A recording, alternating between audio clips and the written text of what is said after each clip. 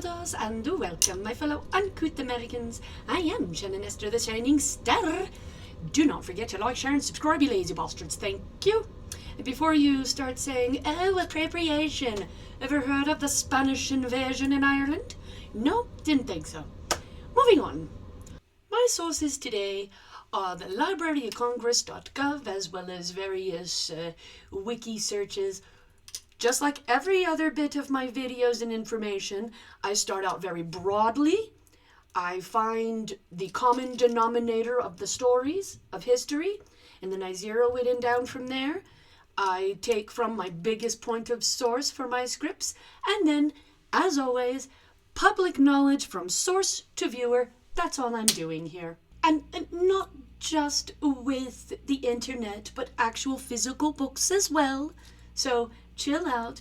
The only reason that I have links is so that way you can get started by looking at the link and then proceed from there with your own investigations. Enjoy. Dia de los Constitución of Mexico. Mexico's original peoples, well, Central and South America's original peoples were the Incans, Mayans, and such as my fiance's ancient line, the Quechua peoples, along with many, many others. I couldn't begin to list without going for hours on this thing.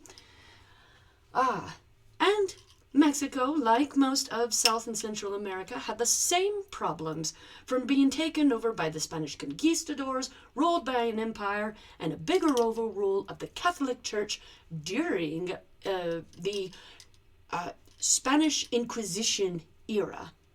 Excuse me, I'll slow my roll. Calm down.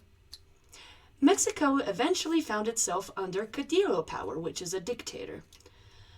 The church oppression of this era was years of torture for those who were deemed an infidel to God. And generally, the country was just handed off from leader to leader, and none of them worked out. And then you come to the dictator, El Presidente Porfirio Diaz. Now, this is a decade of revolution that finally met the demands of executive reform later on under the leadership of the constitutionalist, now I want to get this right, Venustiano Carranza. Forgive me if I said that wrong.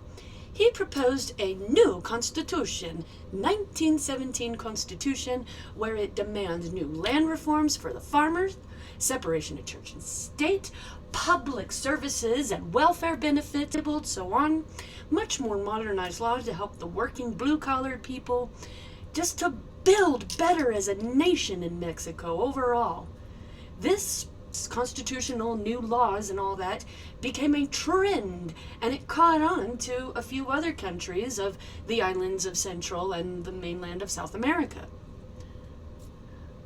This constitution also allowed for the citizens to own their own fucking land, and not just the elitist with foreign interest who didn't give a damn about the land to begin with, or cared on how to work it. Sound familiar? Anywho, this also proclaimed Mexico City as a capital, as ancient legend foretold. This holiday now has become a week-long celebration with parades, food, dancing, flashing colors, fireworks. Yes, I had to add a little King of the Hill in there. Leave me alone.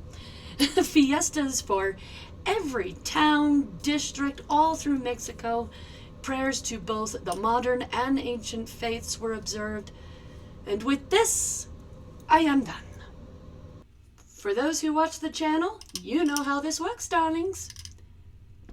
Grab your vice. Salud to Mexico and Dia de los Constitución.